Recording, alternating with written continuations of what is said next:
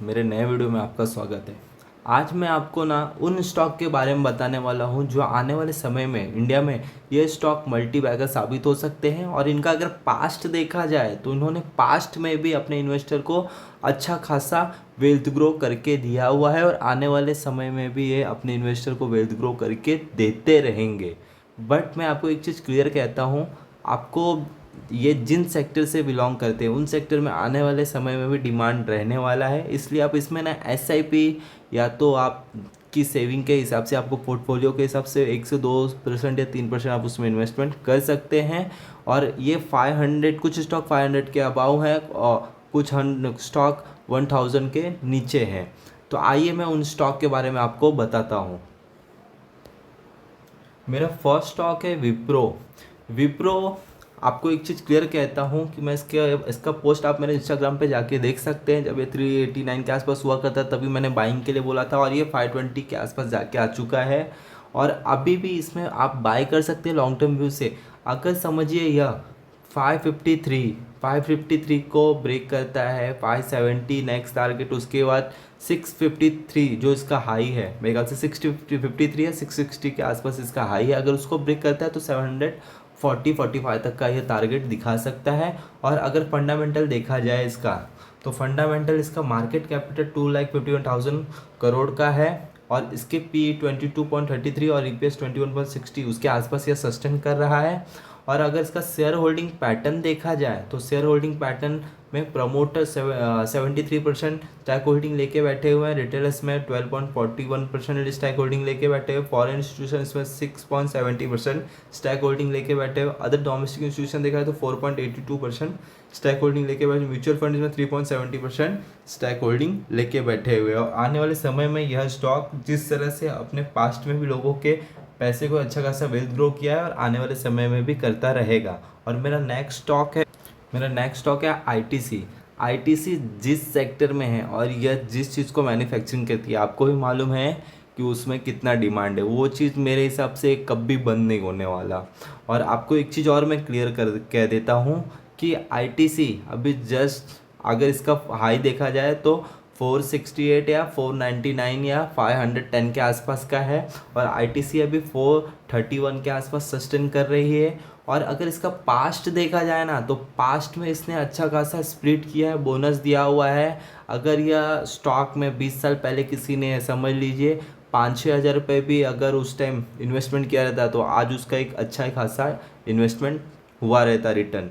और मैं आपको एक चीज़ और क्लियर कह देता हूँ कि इसका मार्केट कैपिटल देखा जाए तो इसका मार्केट कैपिटल 5,46,000 करोड़ का है और इसका पी देखा जाए तो 26.65% है और ईपीएस 16.44% के आसपास है। और डेप्ट इक्विटी ज़ीरो है जो कि विदाउट ट्रिक्स है। ये मेरे को इसमें एक अच्छा लगा, पॉजिटिव चीज़ लगी।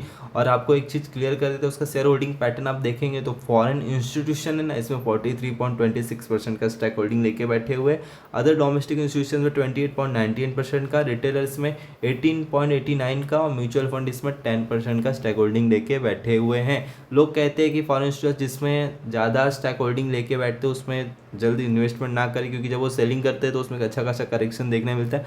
बट मैं बोलता हूँ वेल एंड गुड आप अगर वो उसमें उतने पैसे वो डाल के रखे तो आप एक चीज़ ध्यान रखिए, आप जब स्टॉक भाग चुका है तब उसमें बाइंग मत कीजिए।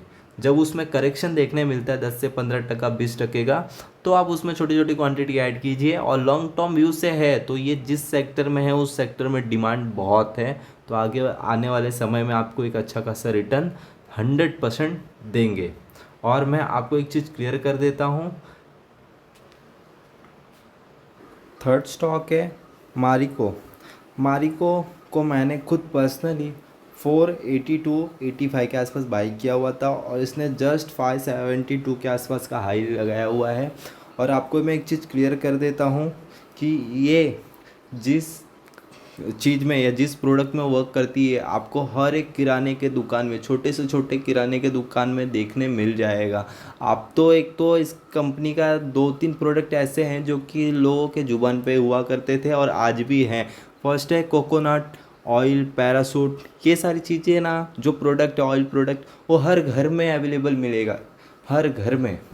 एक ऐसा कंज्यूमर प्रोडक्ट है कि हर घर में इनके एक दो बॉटल किसी ना किसी प्रोडक्ट के एक दो चीज़ें आपको अवेलेबल मिलेगी, इतना इनका डिमांड है। और जिस तरह से ये धीरे धीरे करके ग्रोथ कर रही है कंपनी, आने वाले समय में भी एक मल्टी बैगर साबित हो सकती है। और मैं खुद इसमें लॉन्ग टर्म व्यू से बना हुआ हूँ। और अगर इसका मार्केट कैपिटल देखा जाए तो मार्केट कैपिटल इसका 67,000 करोड़ का है और इसका पी 46.24% है और ईपीएस का 11.32% है। डेप्ट इक्विटी 0.12% है। मुझे रिस्क नहीं लगता है इसमें।